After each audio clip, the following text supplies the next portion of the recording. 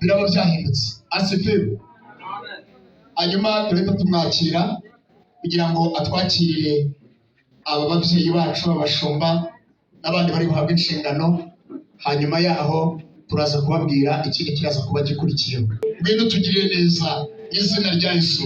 Gahunda ziri hano turazikuragije, byatambutse turabigushimiye mu izina rya Yesu, izina ry'ubutware. Turasabye kugira ngo Mwuka Wera aganze cyane kandi atubere umuyobozi muri byose mu izina rya Yesu. Urakoze byiringiro bizima, tugushimiye ko ubikoze neza, icyubahiro n'ikibi cyawe. Ayo mashyi turagukomeye kugushimira mu izina rya Yesu. Amen. Twasaba ababyeyi bagaca akabogi cyangwa se bakicara, Bishop akaza agatwakira abo babyeyi. Amavuta ndakwiginze, amavuta Yesu onekaka burinde turirimbe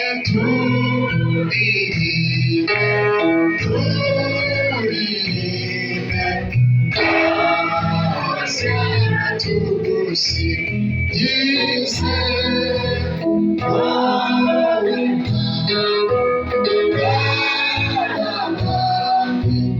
Yesu tugusingize. Amen. Hanyuma rero ndagira ngo ducunguze uburyo umwe kugira ngo amen. Asa ndagira ngo injire mu kigenze cyangwa se kikwicaje hamwe, sibyo? Kugira ngo nyine twese turebe kandi twumve kandi tumenyere hamwe kugira ngo amen.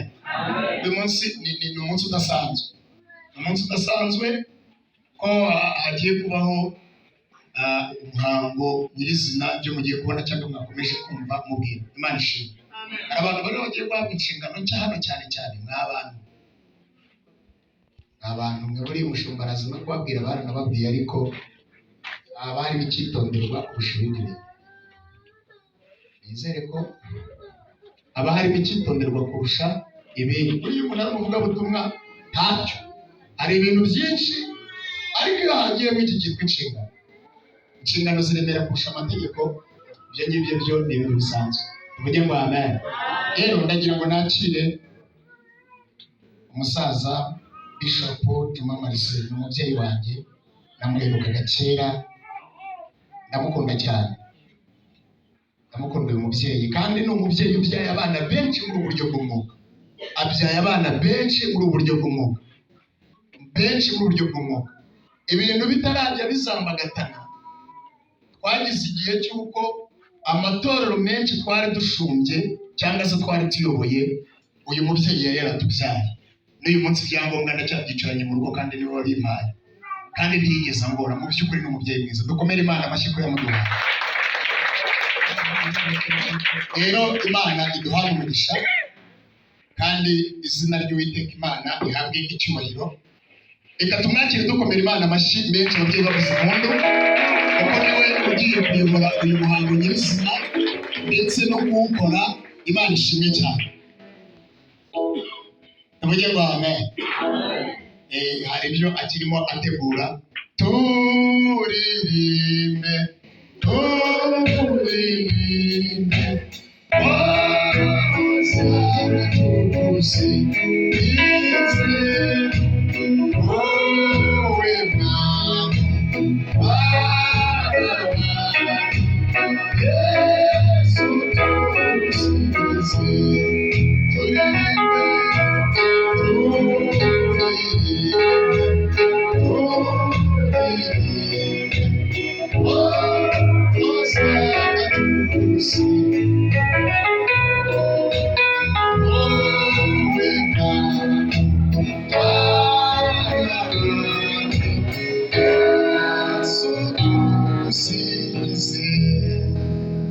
Hallelujah. Amen. Turipiuta cyane kubera amasaha kandi mu modoka yihuta cyane. Tugiye gusoma ijambo ry'Imana, amagambo avunaguye, hanyuma twinjire mu muhango nyirizina. Mwami Yesu, Mwami Imana, imbere yawe sabye imbaraga z'Umwuka Wera kuyobora. Data wa twese n'Umwana n'Umwuka Wera turabatumiye n'ibirori, mubane natwe kandi ibintu byose bizagende neza. Bagati imigambi mibi ya Satani amadayi ya Yesu. Urakoze gukura Imana mu izina rya Yesu Kristo Umwami wacu. Amen. Umusomi mwiza uzi gusoma kuva igice cya 3 umurongo wa 4.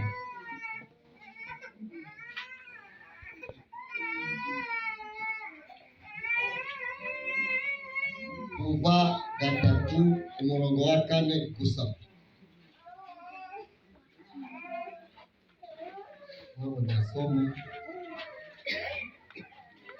Dusome mu izina rya Yesu.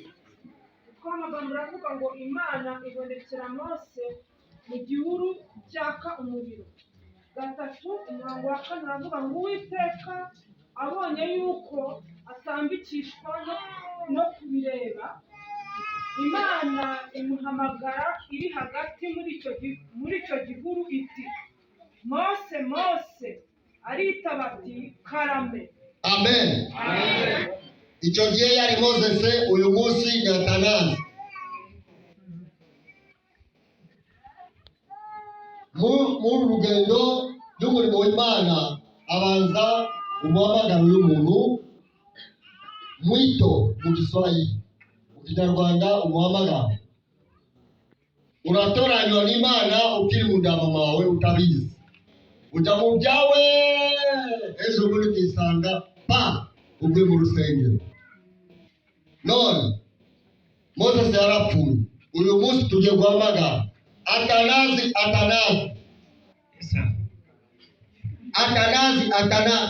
Karame. Mukomere Imana amashi.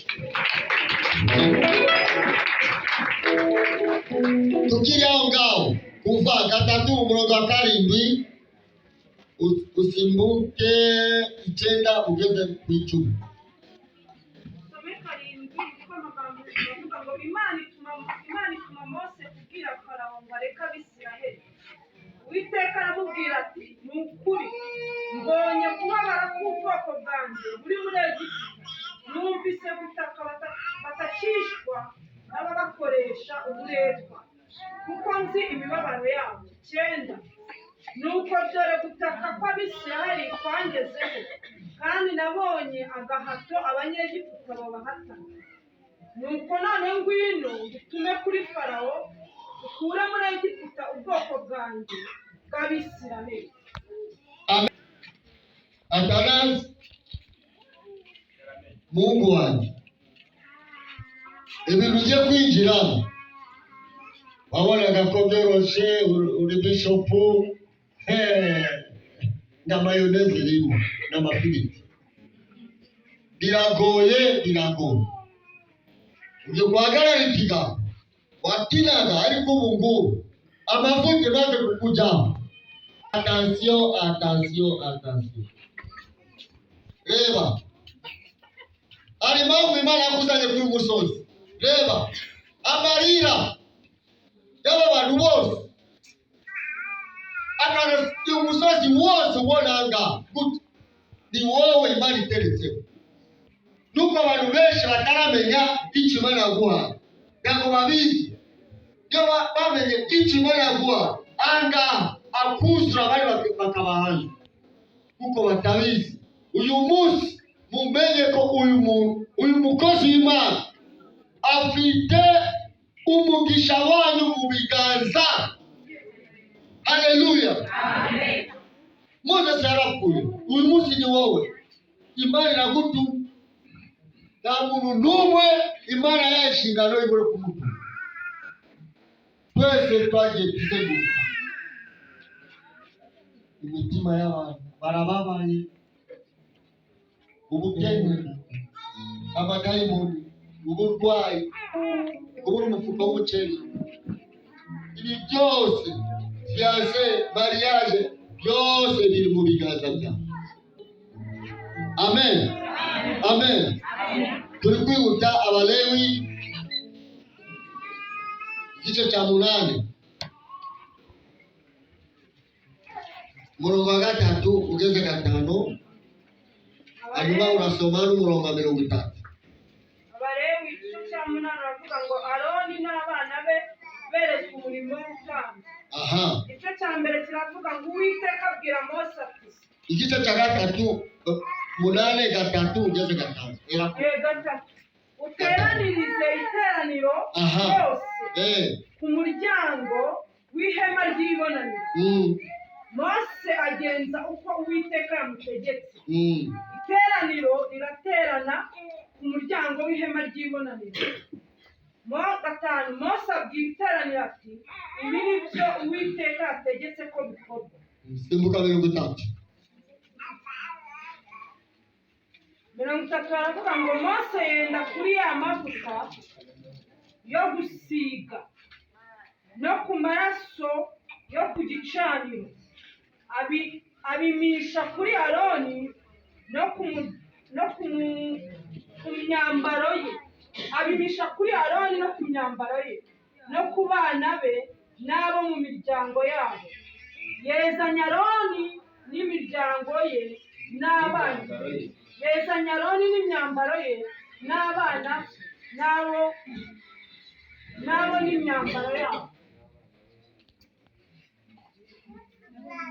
Usubiyemo, Mose yenda kuri ya mavuta yo gusiga no ku maraso yo ku gicaniro, abihisha kuri Aroni no ku myambaro ye no ku bana be nabo n'imyambaro yabo.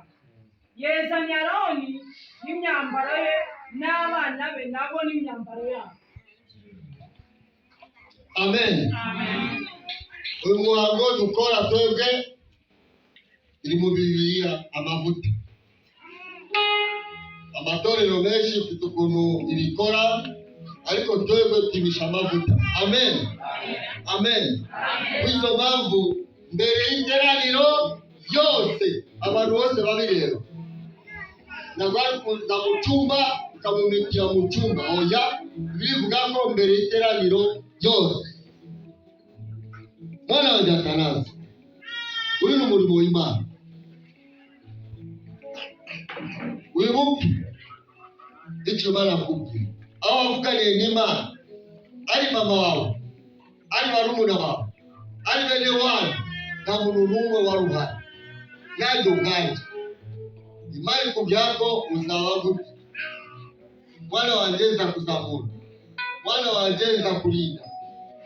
Uyu munsi tariki 31 z'ukwezi kwa 12 yasohoye. Uzirinde mwitore. Petro wa mbere igice cya 5 umurongo wa mbere ugeze 4. Petro wa mbere ikwihuta.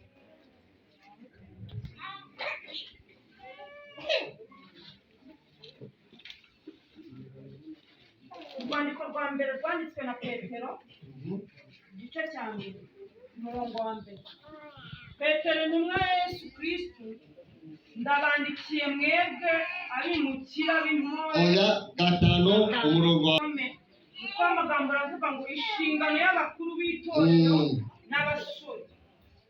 Ayo magambo ndayavuguruza abakuru b'itorero bo muri mwe, kuko nanjye ndi umukuru mugenzi wanyu n'umugabo wo guhamya imibabaro ya Kristo, kandi fatanyije namwe ubwiza buzahishurwa.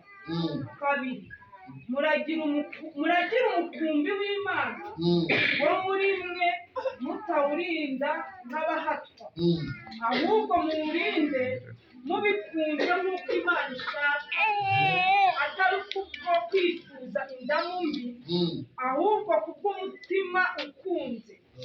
Gatatu, kandi mudasa n'abatwaza igitugu abo mwagabanijwe, ahubwo mube ibyitegererezo by'umukumbi.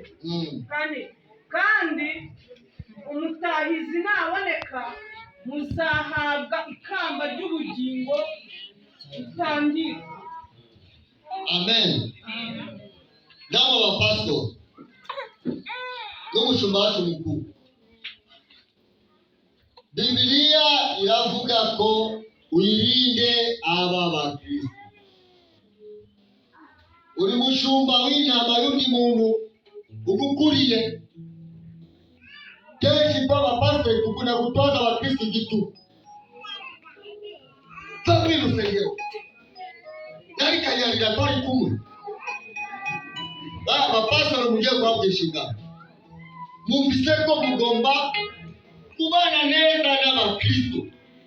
Abantu batatu: icyubahiro, amafaranga n'abagore. Muzirinde ibintu mugiye kwimikora umunsi. Hano ndamushahara ihari, utaza kufata karazi mu muzozi. Uduhembe tumaze umwaka tukorana nawe, dede ndamushahara dufite hano, mubyumve akiri kare. Ibi bintu byatumye abapasiteri benshi bakorogana n'abayobozi bakuru gushaka iki? Amafaranga. Ni kureba mu ijuru. Mu gihe itorero izakura dufite imishinga n'iki bazabagenera, ariko ubu ngubu utaza kumufata ku mazosi ngo mema, ntayo dufite, ntayo. Amen. Amen. Tujye kurangiriza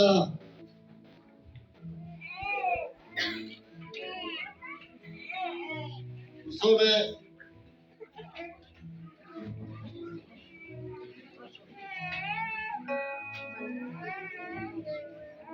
Matendo ya Mitume, ibyakozwe,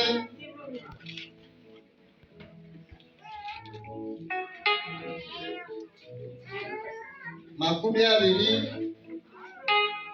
umurongo wa 28 ugeze 50. Mutega amatwi mwumve.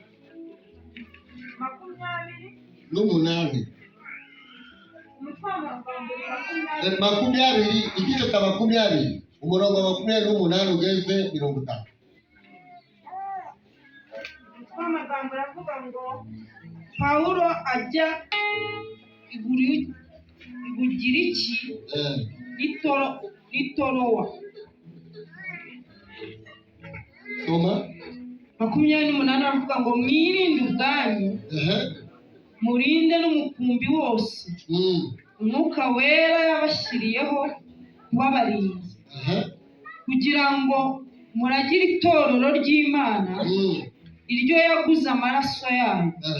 29 aravuga ngo nzi yuko nimara kuvaho amasega aryana azabinjiramo n'ababarire umukumbi, kandi muri mwe ubwanyu azaduka abantu bavugira ibigoramye, kugira ngo bakururire abigishwa inyuma yabo.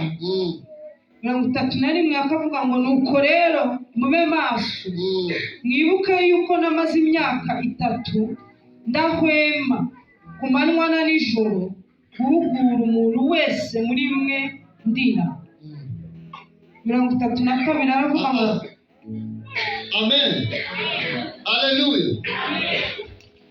Nyiri bwite uragira umukumbi nitegeko utawatoza iki igitugu. Mwana wa pastori mugiye kubana na Atanazi na mwalimu n'abadiakoni, mumvise ko hazaduka abantu bikururire inama inyuma zabo. Abagira icyizere mugiye gusengerwa, ejo mupasure itorero hagati, bagucaye gatoya urakura iki gice cyose urakigana ugashingana ukaba mutego. Ntabwo bizaguhira na gato. Bivuze igihe mpagaze ku ruhimbi, icyo uzamukorera ukapasura itorero hagati, ubinaka mu minsi mike yari nayo izasaba. Dukwezwa benshi barabikoze ariko ntabwo by'abahiri, ntabwo by'abahiri. Kuba asigara babaye ni papa w'umuka yakugira icyizere Bimikkwa Dore umuterejo ntabwo ari ibyo. Amen. Mugomba kumubaha n'umuntu urabagira icyizere. Imana yagushobora guhagarara hano uyibone hano kuko bakatolika bayishushanya neza n'akazu n'ubwanwa, Yesu bakamushushanya n'akambambiri na sapato niki. Nawe ntayo uzabona aha ngaho, uzabona Atanazi. Ni ijisho ry'Imana, umwuka w'Imana uri muri we. Niyo mpamvu yabarobanuye hagati y'abantu. Diakoni ugiye gukorera Imana aha ngaha nuko umwanya ari mutoya. Attention, Biblia ivuga ko abadiakoni n'abadiakonikazi mugomba kwirinda atari abanyamagambo.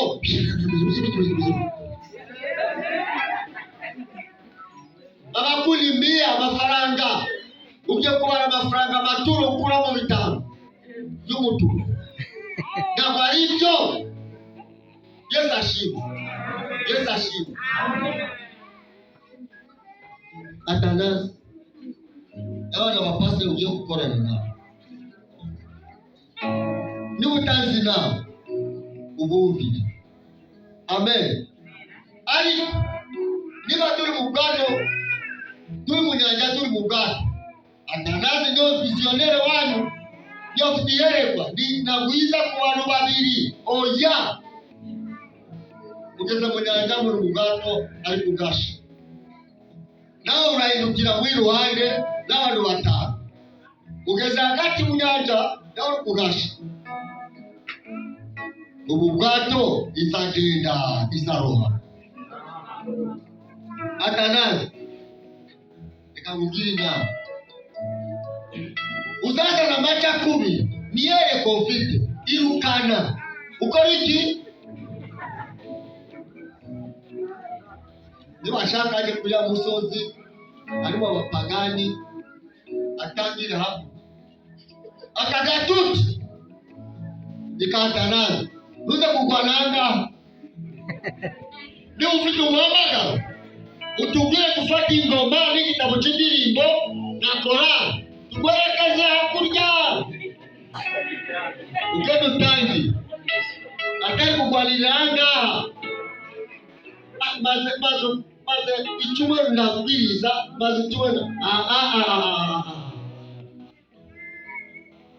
mugahunda arupanga kareka nabwiriza y'icyumweru, kareka kwa gatatu, kareka kwa gatandatu, gahunda. Haleluya. Amen. Amen. Icyubahiro, amafaranga n'abagore uzabwirinde we. Ntabwo yafite no gusoma. Kirazira umutambi kunywa ibisindisha.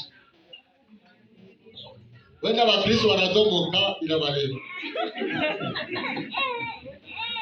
ariko umutambi muzimangu wese umaze gusinda ukageza hano ku katoti. Yesu baya abantu n'amaso bafite yo tiba shataraba ntabwo umwuka we kumutera kabona umuntu ari gusimbuka ngo ni umwuka wera kandi yafashe kamwe. Irazira uwo tuzamenya tuzaguhagarika cyangwa tubaze tumubwire inama kabiri gatatu waze kumvira. Amatorero ni menshi mu Rwanda ujye winjire kuyiwisha uzaza kwanje penda ngo bazakwakira kwanje machache ndio watakwakira. Amen. Amen. Iyo ni jambo ry'Imana.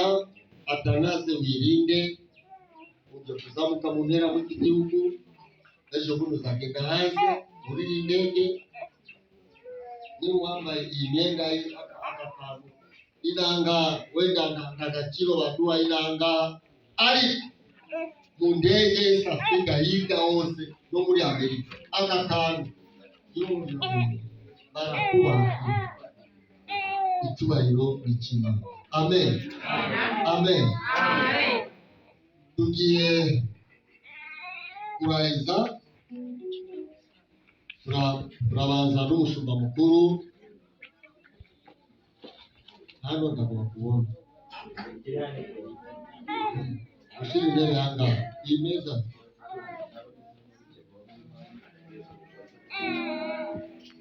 cyangwa yiyigwi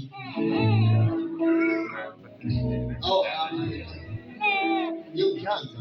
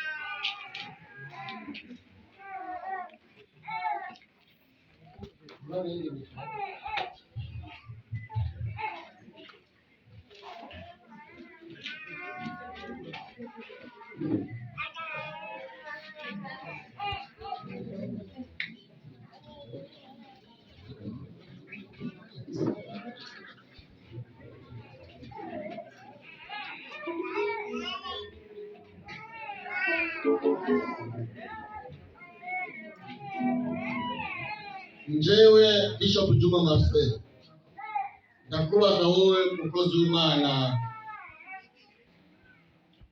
amazina yombi vuga Intwari Athanasi kubera umuhamagaro wawe n'akato wemeye gukorera Imana witorera ubuzima bwawe bwose subiza yego ndabyemera mukorera Imana amashi. Ugiye kuba umushumba mukuru w'itorero Abapotere uzageza itorero ku majambere yanyu subiza mukorera Imana amashi. Uzumvira umushumba mukuru wakuriye mu itorero n'amategeko agenga itorero n'andi mategeko yihariye mukorera Imana amashi.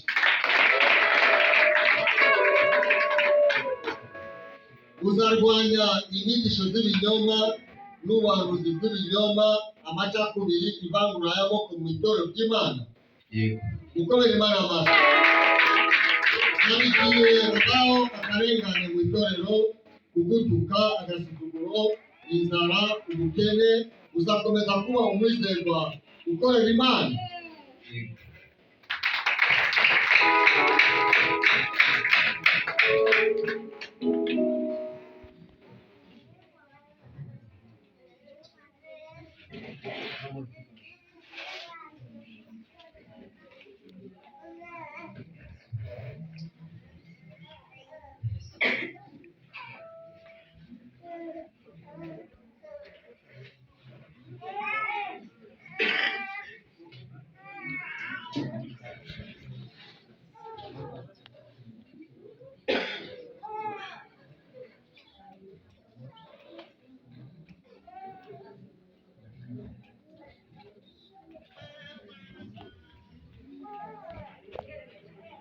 Tugiye kumva indahiro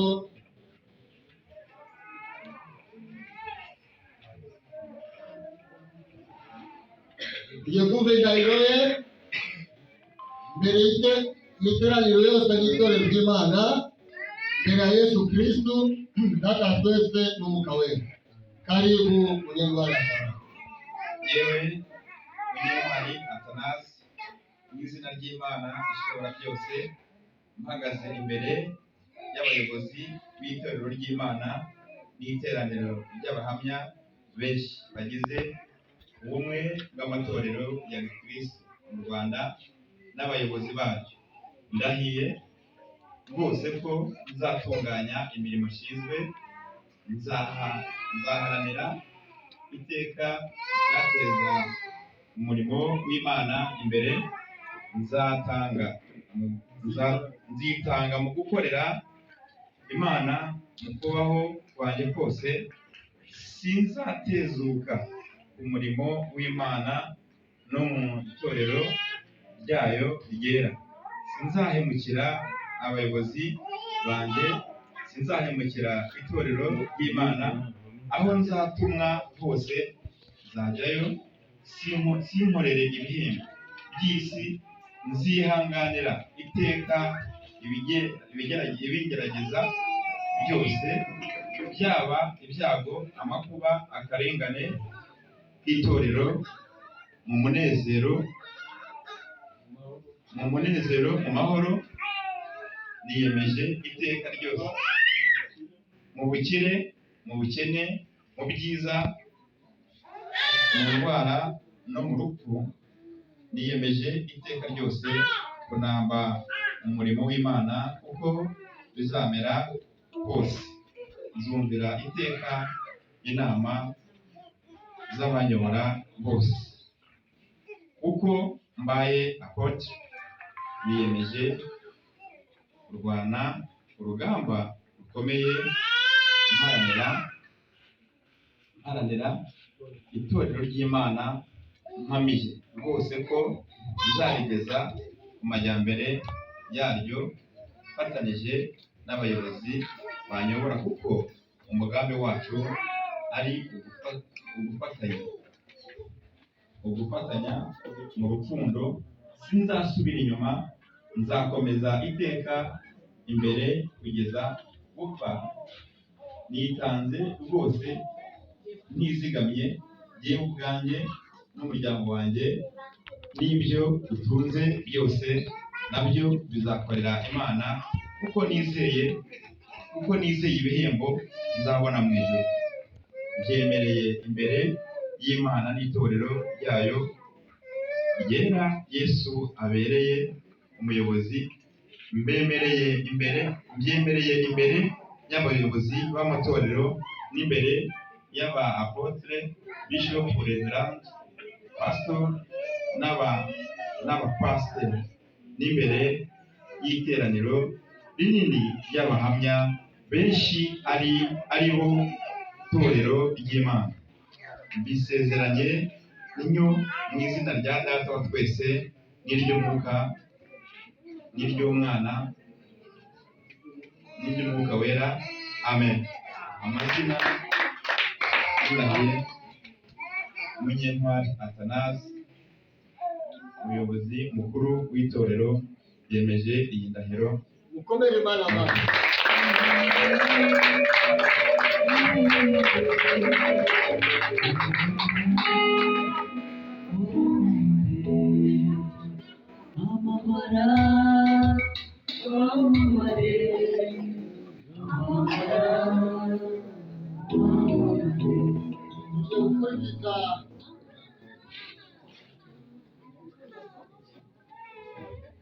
kwandika imyambaro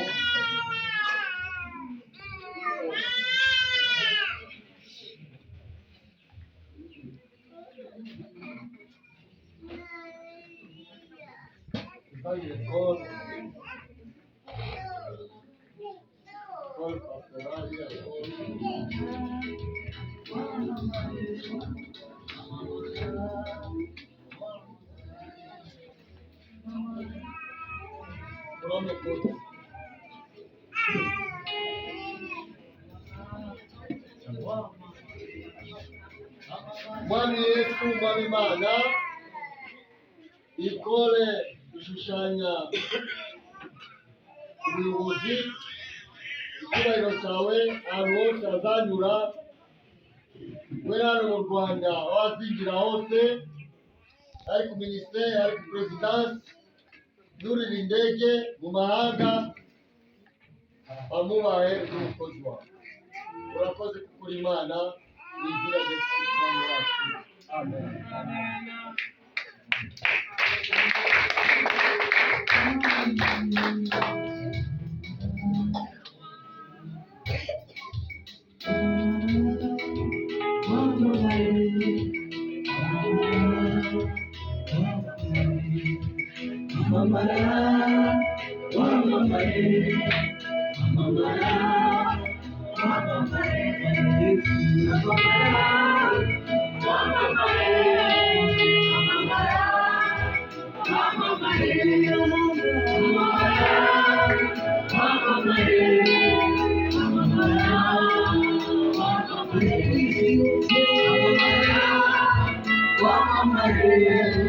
Iya kabiri murazana ikazu.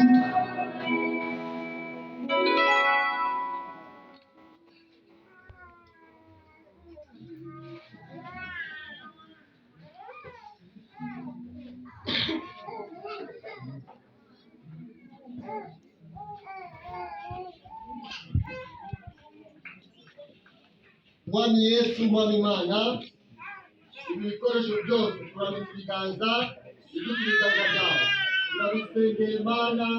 Mwami Yesu, bigiye gukorerwa umukozi wawe akanazi uyu munsi, wabwe icyubahiro mu izina rya Yesu Kristo Umwami wacu. Amen.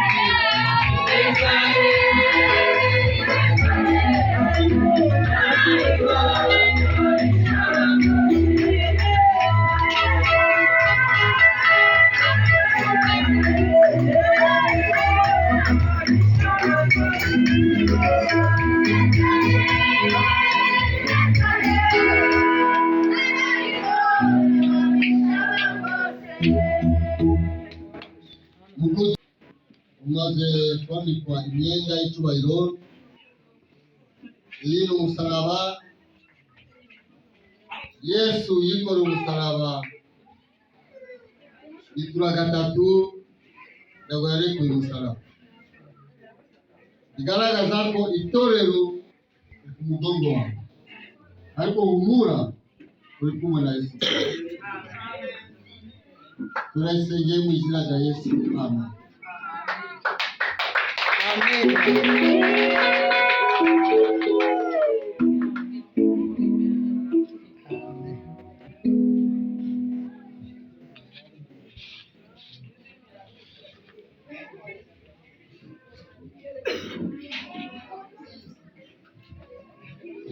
Iyi mpeta tugiye kukwambika ikoze amasezerano n'Imana na Yesu Kristo ubuzima bwawe bwose, ukenya udakenya nguko umaze kurahira bagututse aba leo zaba mbere kugutuka kandi wabatije urara umusozi basengera ejo muri ku covid yatukije abapasitori ndi cya 10 badufungira amatorero ba Kristo baducuraguza lakini umupana imani ngiye kukwambika impeta mu izina rya Yesu Kristo wacu. Amen.